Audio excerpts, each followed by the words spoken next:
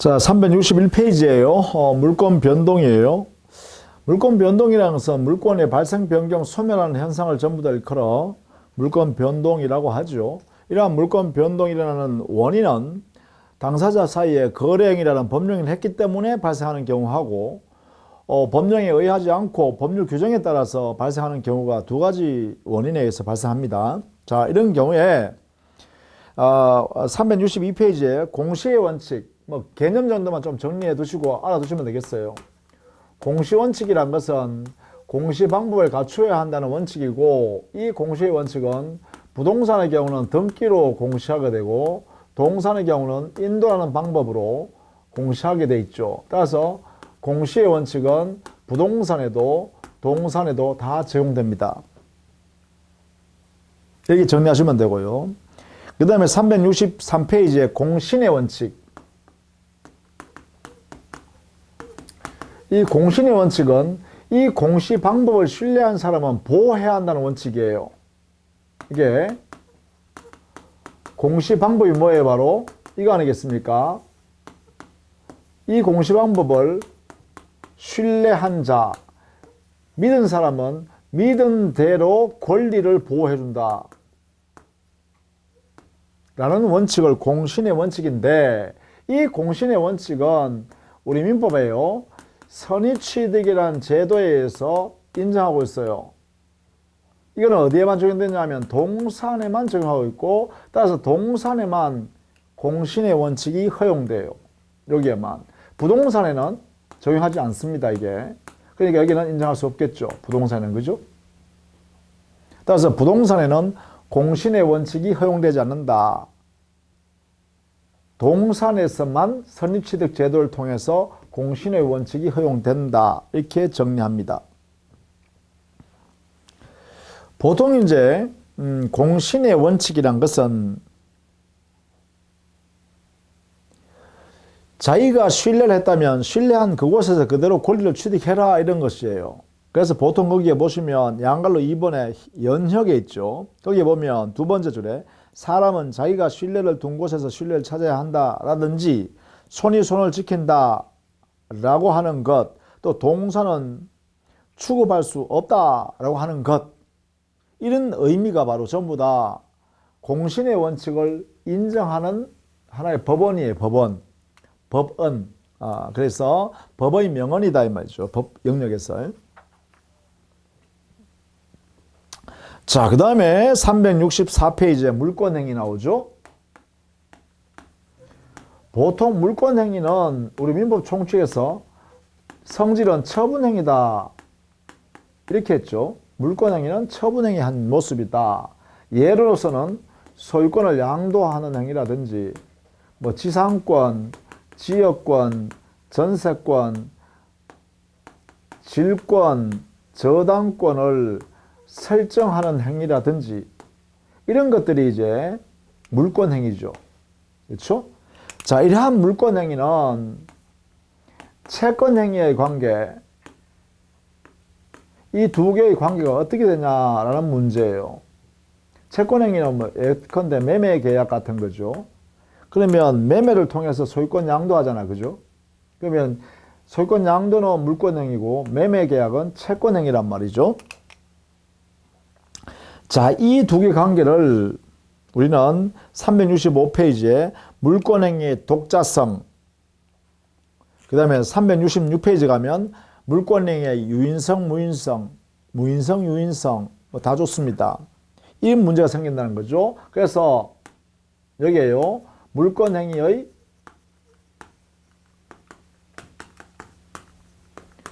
독자성의 인정 여부, 그 다음에 물권행위의 유인성으로 해석할 거냐 무인성으로 해석할 거냐, 이에 관한 문제가 바로 물권행위에 관한 내용입니다. 이 독자성이란 것은 채권행위의 관계에서 독자적이냐 이런 문제예요. 독자성이냐. 그 다음에 채권행위의 효력에 따라서 물권행위를 받냐 안 받냐, 이걸 유인성, 무인성이라고 해요. 자, 이 부분에 대해서 자, 독자성 인정 여부와 유인성 무인성에 관해서 판례만 정리하고 이것을 익힙시다. 숙지. 반드시 암기해 두세요. 우리 판례 입장. 물권행위는 채권행위와 독자적이냐? 이래 물으니까 물권행위는 독자성이 없다. 부정해버립니다.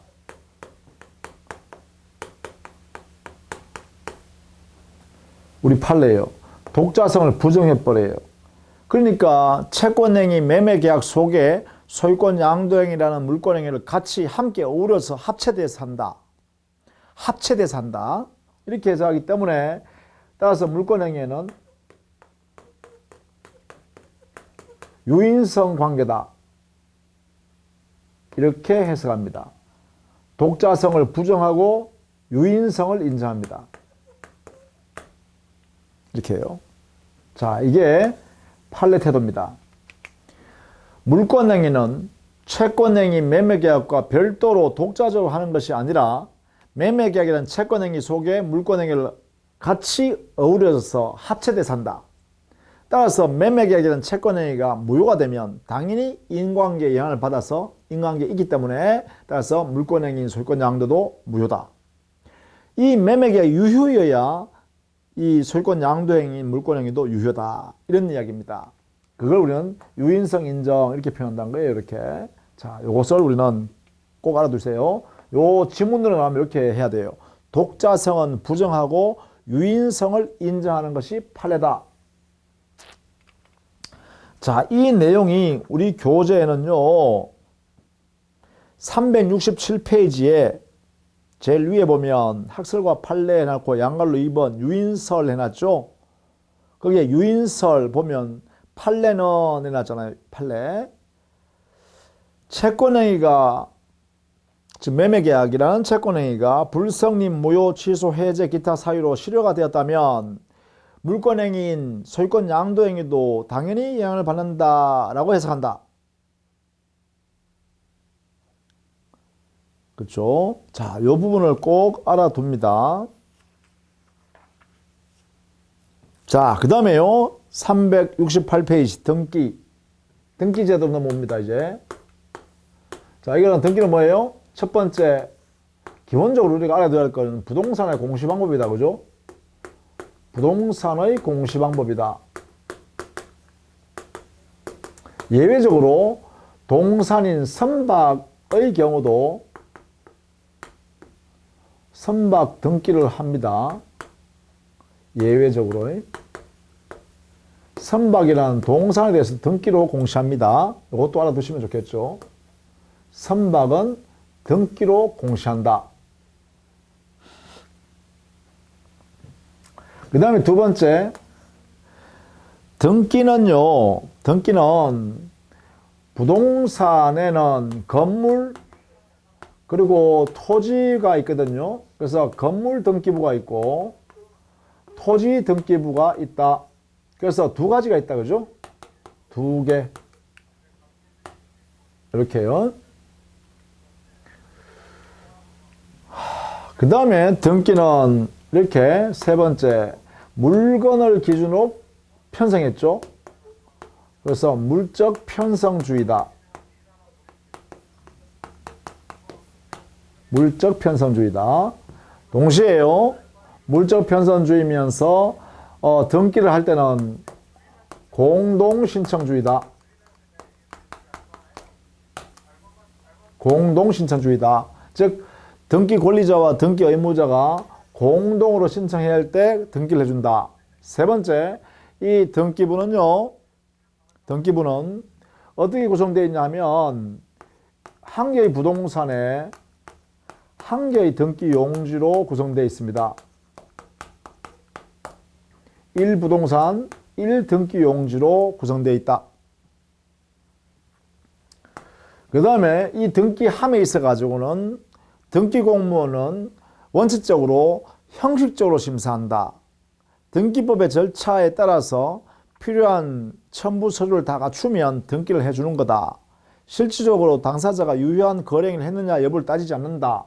그래서 형식적 심사주의라고 합니다. 기본적으로요. 형식적 심사주의다. 자, 요렇게요. 요렇게. 이게 이제 등기에 관계된 내용으로 하나의 원칙입니다. 하나의 원칙들입니다. 원칙. 자, 등기의 종류는 우리 교재에 있는 거 정도 보시면 되겠는데요. 뭐 사실의 등기, 권리의 등기, 기입 등기, 경정 등기 등등. 그 다음에 주등기, 부기등기, 본등기, 예비등기 등이 있습니다. 자, 370페이지에 등기부와 대장 사이에서는 기본적으로 권리에 관한 내용을 판단할 때는 등기를 봐야 되고요. 당의 물건의 현황이나 물건의 상황, 물건의 구성, 그 부동산의 구성이나 그 부동산의 현황을 확인할 때는 대장을 기준으로 합니다. 그래서 대장을 기준으로 등기부에다가 표시를 한 등기를 하죠. 그러나 권리 변동이 생겼거나 권리에 관한 내용을 만약에 만들 때는 반드시 등기부를 보고 대장을 만들어야 된다는 거죠. 그래서 권리에 관한 사항은 등기부를 기준으로, 또 당의 부동산의 현황을 검토할 때는 반드시 대장을 기준으로 해야 된다. 이렇게 보시면 되겠죠. 그것이 양갈로 3번에요. 등기부와 대장의 관계에 있습니다. 다만 등기를 제출하는 것을 소유권 보존 등기를 하는데, 소유권 보존 등기 할 때는 뭐 권리에 관한 내용이지만 이때는 대장상에 있는 최초로 소유권 취득한 사람을 기준으로 해서 보존 등기합니다. 그래서 대장의 기재에 따른다, 이렇게 해석해야겠죠. 자, 그 다음에 371페이지에 가면 등기에 관해서는 등기 청구권이 나옵니다. 이 등기 청구권, 이 등기 청구권은 원칙적으로 이것은 민법상의 권리입니다. 그러니까 실체법상의 권리죠. 그 다음에 두 번째, 이거는 공동신청주의가 적용될 때 이 문제가 생깁니다.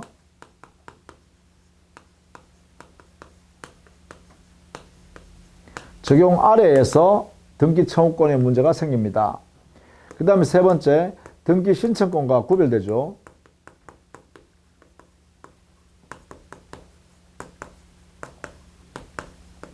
등기 신청권이란 것은 국민이 등기관에 대해서 등기를 해달라고 요구하는 권리로서 이거는 등기법에 나오는 권리입니다. 그래서 공권이죠, 공권. 그렇죠? 구별해야 됩니다. 자, 이를 원칙으로 합니다. 그 다음 네 번째, 등기 청구권은 일반적으로 법적 성질은 채권적 청구권입니다. 등기 청구권은 원칙적으로 그 성질은 채권적 청구권이다.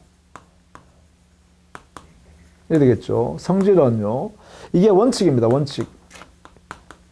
그래서 일반적으로요. 매수인은 매도인한테 등기 청구하는 것은 여기에 들어가죠. 매수인의 등기 청구권.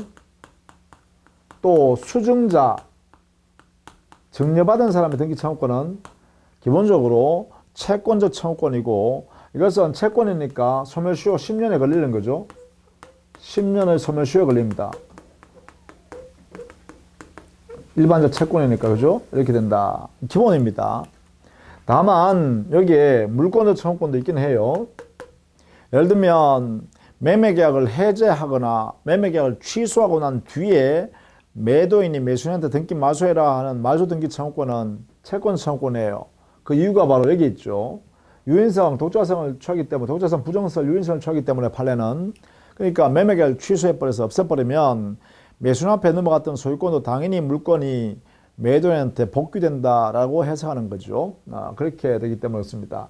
자, 원칙은 채권 청구권이다. 이 등기 청구권은 일반적으로는. 자, 그것이 어디 있냐면 우리 교재요. 372페이지에 가면 거기에 3번 등기 청구권의 발생 원인과 그에 따르는 법적 성질 했는데, 일반적으로 양갈 1번 법령에 의한 등기 청구권은 매수인의 등기 청구권이죠. 이겁니다. 이거 일반적으로 채권 청구권이에요. 일반적으로 대부분 다 그렇습니다. 대부분이 뭐 환매권 행사했다든가 예약 완결권 행사했다든가 점유부 시효 완성한 점유자가 등기 청구한다든가 이렇게 해요. 임차권 등기를 청구한다든가 전부 다 채권 청구권이에요. 그러면 그 밑에 있는 실체 권리와 불일치하는 등기가 존재할 때 실체 권리를 가지고 있는 물권자가 등기부를 일치시키기 위해서 등기해달라 할 때는 이게 물권자 청구권이에요. 그래서 물권에서 나오는 것이기 때문에 그렇죠. 그래서 양갈로 2번 실체적 권리 관계와 등기가 불일치함으로 인하여 그걸 일치시키기 위해서 등기 청구하는 경우에는 이거는 물권자 청구권이다 했는데 대표적인 게 어떤 거예요? 법정 지상권자가 지상권 청구하는 거죠. 지상권 설정 청구권요. 법정 지상권자가 지상권 설정 등기를 청구하는 거죠. 이게 누구한테 하는 거예요? 이 토지 소유자한테 하는 거예요. 이렇게 이 등기 청구권은 여기 있는 지상권이라는 물권에서 행사하는 것이기 때문에 그렇습니다. 그래서 물권적 청구권이라는 거죠. 등기 청구권이. 그 다음에 매매 계약에서 매도인이 매수인한테 등기 전 다 해줬어요. 대금을 받고 등기 전 했는데 나중에 알고 보니까 이 매수인이 매도인을 속였더라, 사기쳤더라 이 말이야. 그러면 매도인은 매매 계약을 취소하고 매수인 앞에 있는 등기를 말소하라 이렇게 하겠죠. 이때도 역시 여기에 들어갑니다. 법정지상권처럼 물권 청구권이에요. 즉 매매 계약을 취소했다, 해제했다라고 할 때 이 매도인이 매수인의 소유권 등기 이 자체를 말소 청구하는 경우요. 말소 등기하라고 청구하는 이 권리는 자 여기에 취소했기 때문에 해제했기 때문에 이 매도인한테 소유권이 당연 복귀되어 있어요. 당연 복귀.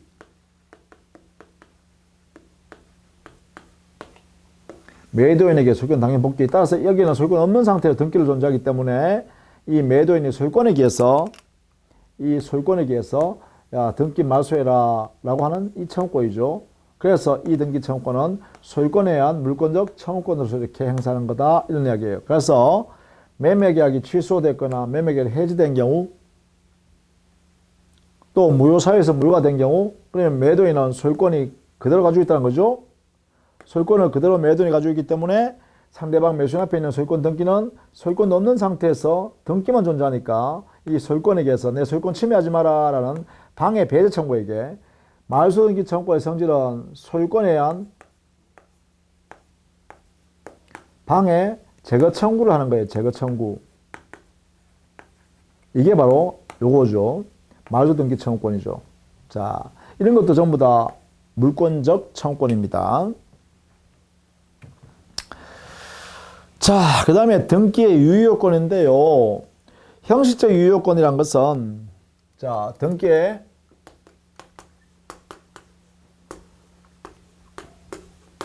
형식적 유효요건 이 의미는 뭐냐 하면 형식은 등기법 절차죠. 등기법 절차에 적합한다, 적합한 등기한다. 이것을 말합니다. 이것을 절차적법의 등기. 이것을 의미한다. 따라서 등기법에 따라서 등기가 이루어졌다라는 것이죠. 그것이 유효 등기예요. 그러면 등기법에는 앞번에 뭐랬어요? 1부동산 1등기 용지주 이렇게 했죠. 여기에요. 하나의 등기는 하나의 등기 용지로 갖춰져야 된다. 이렇게 했잖아요. 그럼 여기서 이중 소유권 보존 등기요.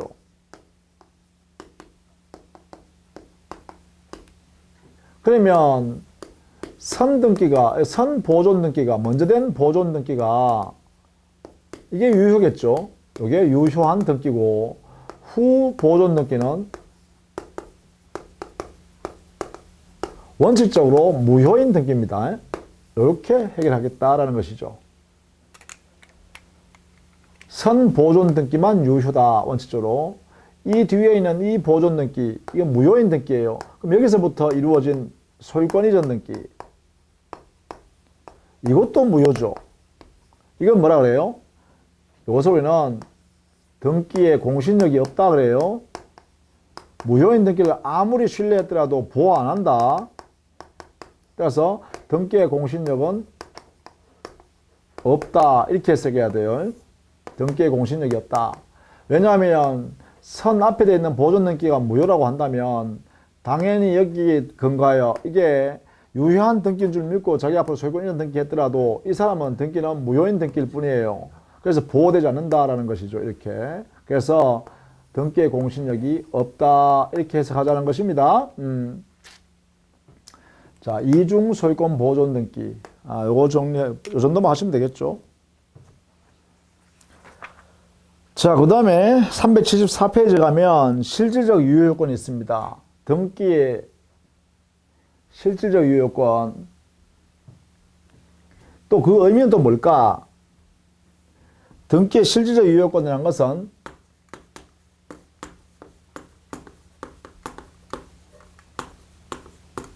기본적으로 의미가요.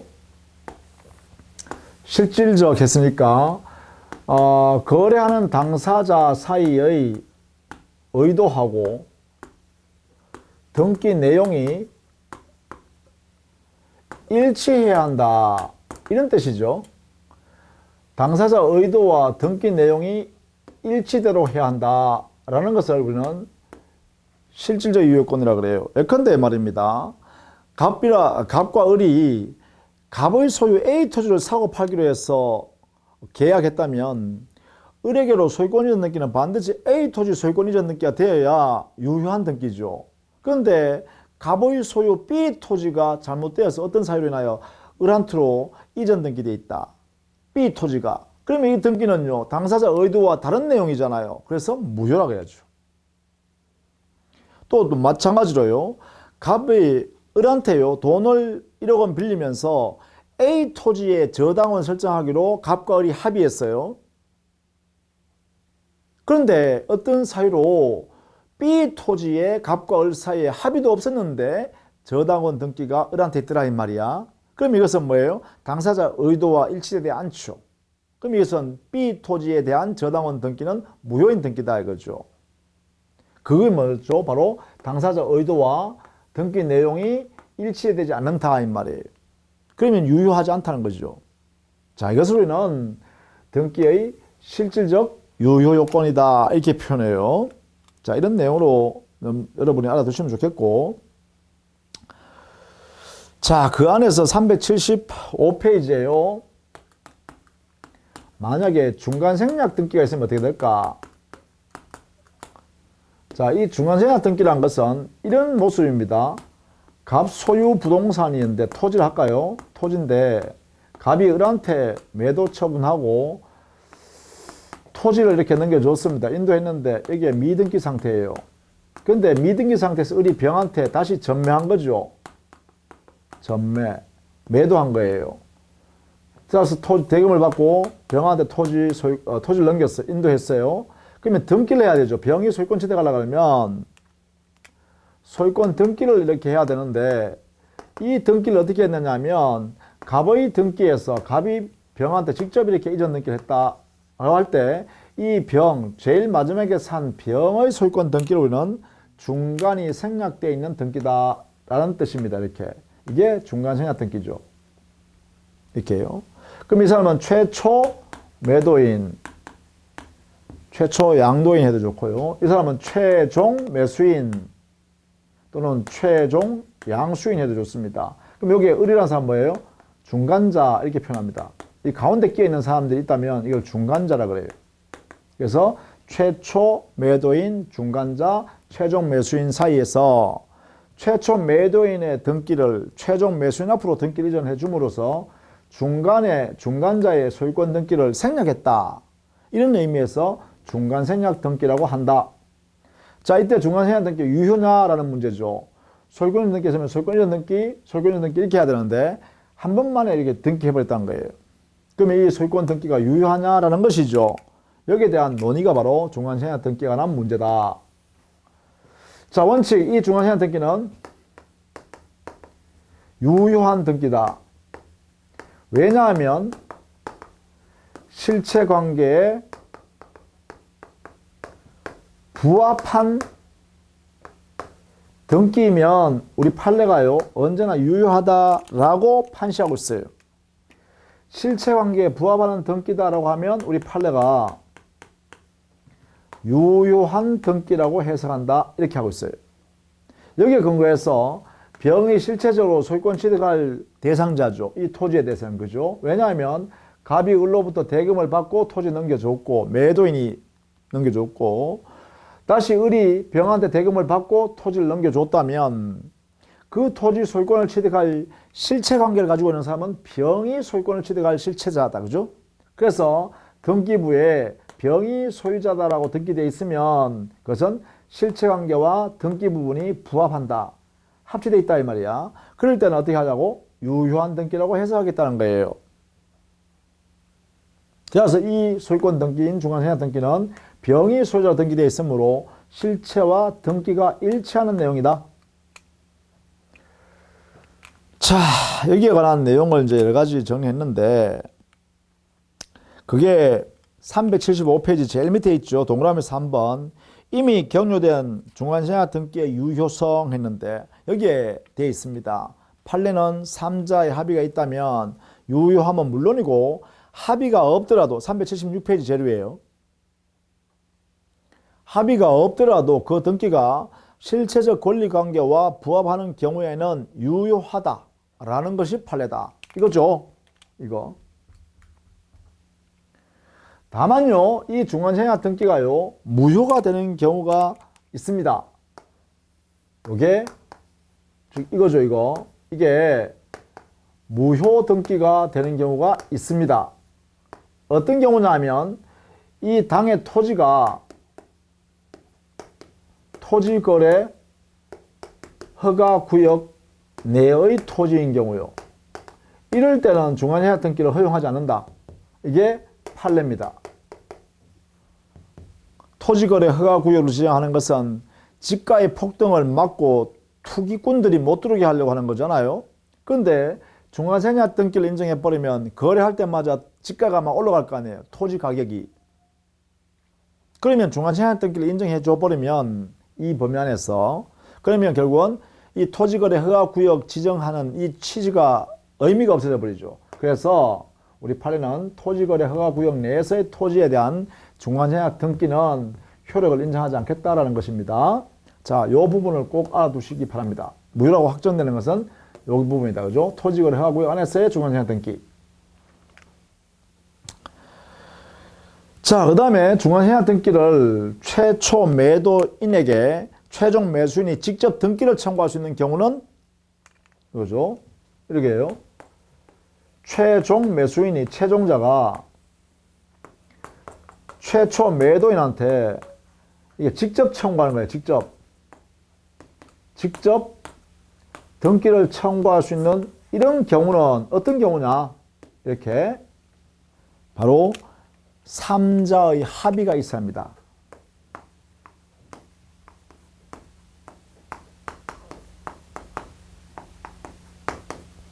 삼자의 합의가 존재할 때 직접 청구권이 인정된다 이런 이야기예요.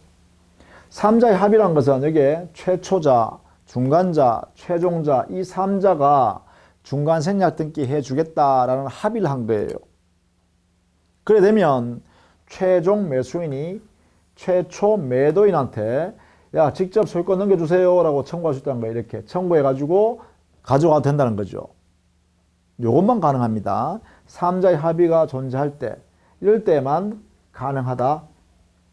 만약에 3자의 합의가 없으면 어떻게 할까? 그럼 직접 청구 못해요. 그럼 어떻게 되냐? 이 매매계약이 유효하고 갑과 을 사이에요. 을과 병 사이 매매계약이 유효하니까 이렇게 매수인이 매도인한테 각각 이렇게 청구하겠죠. 이렇게. 그렇죠? 이렇게 청구하고 이렇게 청구해서 갑의 소유권이 을한테로 등기전되고 을의 소유권이 다시 병한테로 소유권이 등기되는 이런 절차를 거쳐요. 이렇게 소유권 이전 등기, 소유권 이전 등기 이렇게 해야 돼요. 근데 만약에 을이 청구를 안 하면 어떻게 해요? 을을 대위에서 병이 행사하는 거죠. 그렇죠? 그래서 이렇게 청구해서 자기 앞으로 이전해 오는 거죠. 그래서 중간자를 대위에서 최종 매수인이 등기 이전을 전전 순차적으로 이전해 오는 거죠. 그거 외에는 반드시 3자의 합이 있어야 직접 청구할 수 있다. 3자의 합의가 있어야만 직접 청구권이 있는다. 이렇게 정리해 둡니다.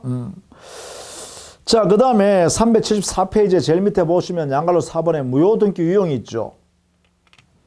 무효등기 유용은 무효인 등기가 존재하는데 그것을 당사자 사이에 유효한 등기로 우리는 활용하자, 사용하자 이렇게 하는 것을 무효등기 유용이라 합니다.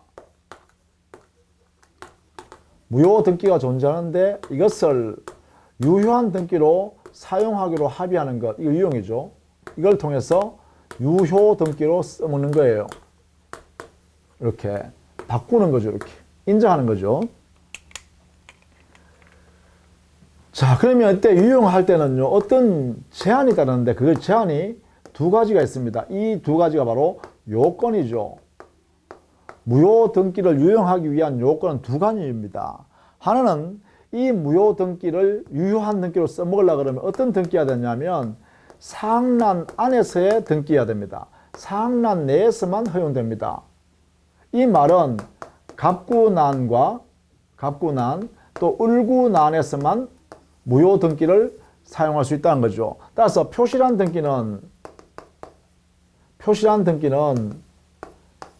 무효 등기 유용으로 할 수 없다라는 것입니다.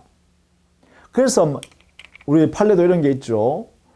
만약에 건물이 노후화되어서 건물을 철거하고 다시 그 건물과 유사한 내용으로 신축 건물을 지었어요.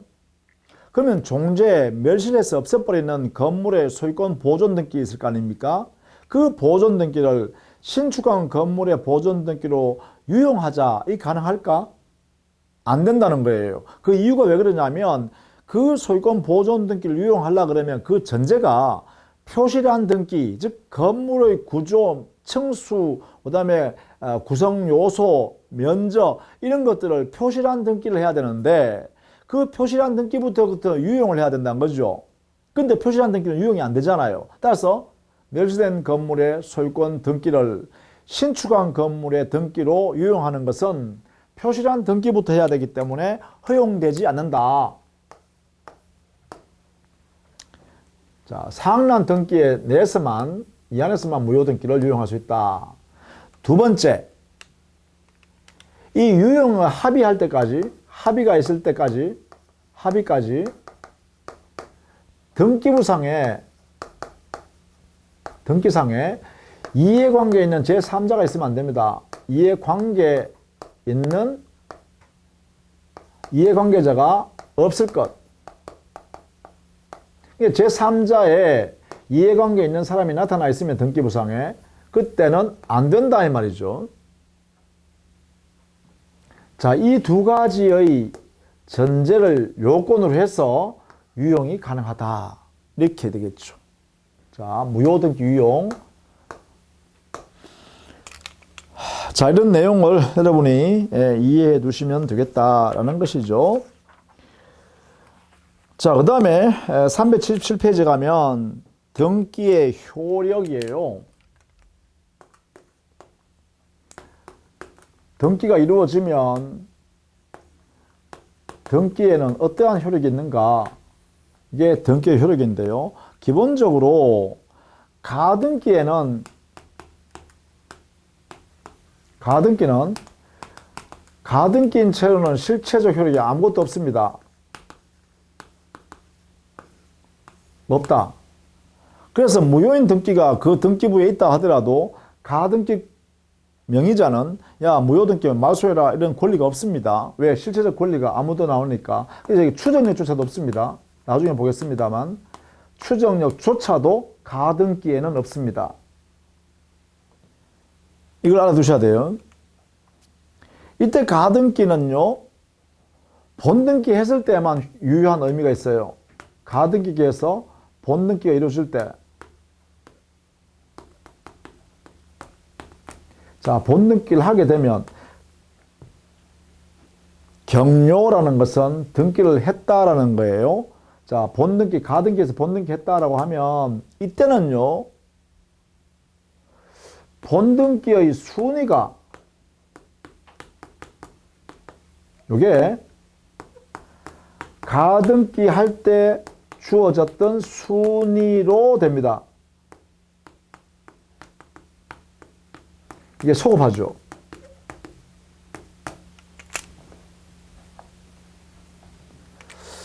그런데 물권의 변동은 언제 생기냐? 물권 변동되는 시점은 본등기 할 때입니다.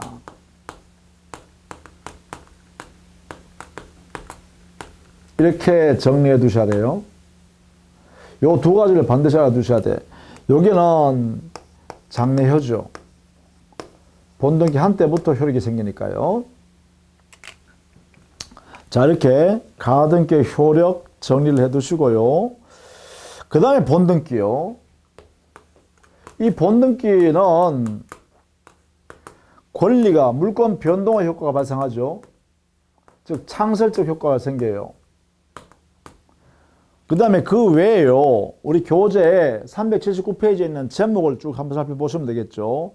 대항력도 생기고 순위 확정력도 생기고 점유적 효력도 생기고 다 생겨요. 더 나아가서 추정력도 생깁니다. 추정력도 생겨요. 근데 없는 게 있죠. 본등기의 등기에는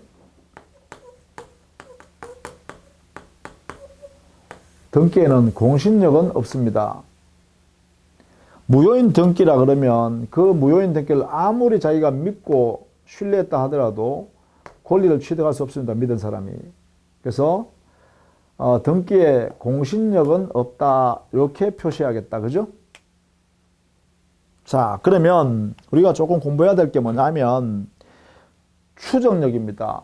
등기의 추정력.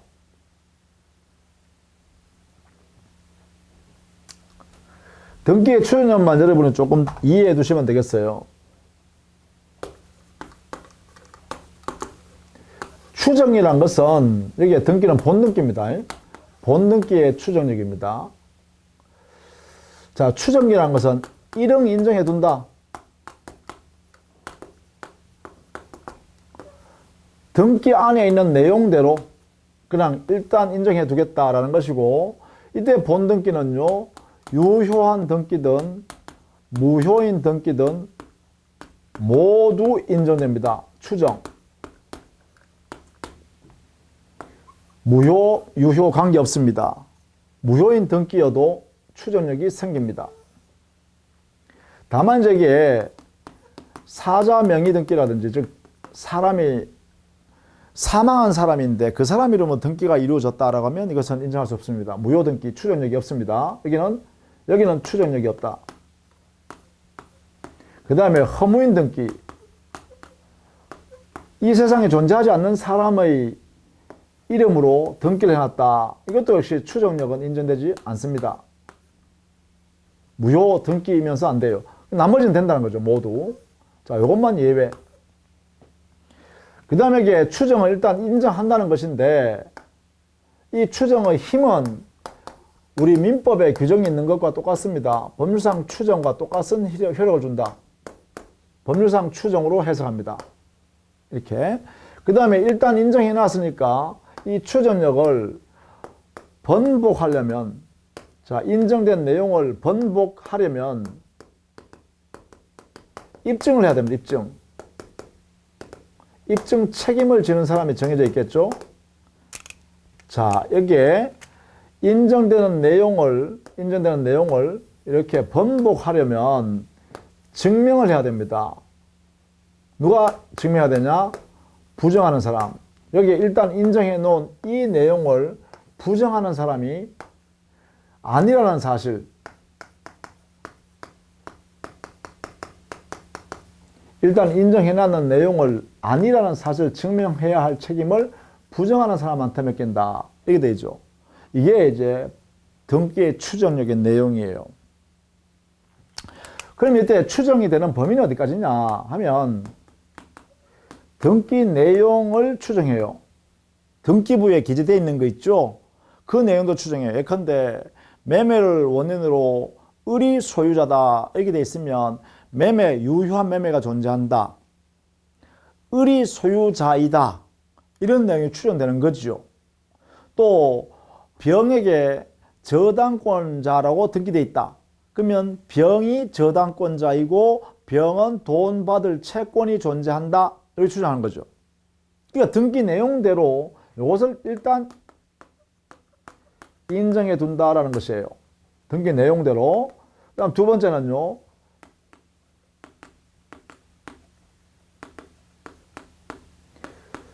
등기법에 따른 절차에 따라서 등기가 이루어졌다라고 추정합니다. 적법 절차의 추정. 이것을 일응 인정합니다. 인정해 두는 거예요. 그러면 이 내용을 부정하는 사람이 증명하라는 거죠. 아니라고 하는 사람이 증명하면 바뀐다, 번복된다 이거죠. 자, 이런 내용을 우리는 말하는 것이고, 그 추정되는 범위는요, 모든 사람한테 추정됩니다. 그렇죠? 모든 이에게 추정됩니다. 모든 사람들한테. 그러니까 직전 소유자한테도, 직전 양도인에게도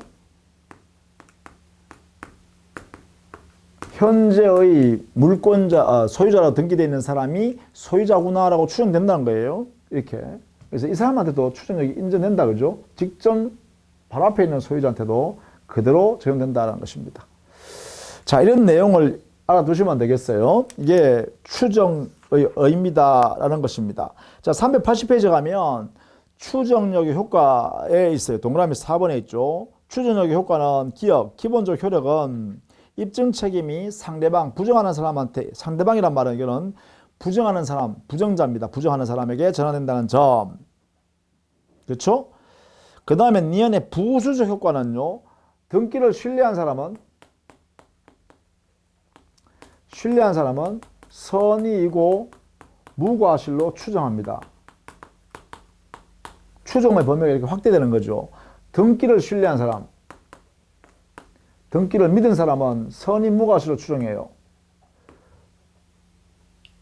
그렇다면 당연히요. 등기되어 있는 내용은 다 알고 있겠죠. 그렇죠? 등기 사항에 관해서는 이것은 다 알고 거래한 걸로 추정하고 그걸 몰랐다고 하면 과실 있는 걸로 추정해 버립니다.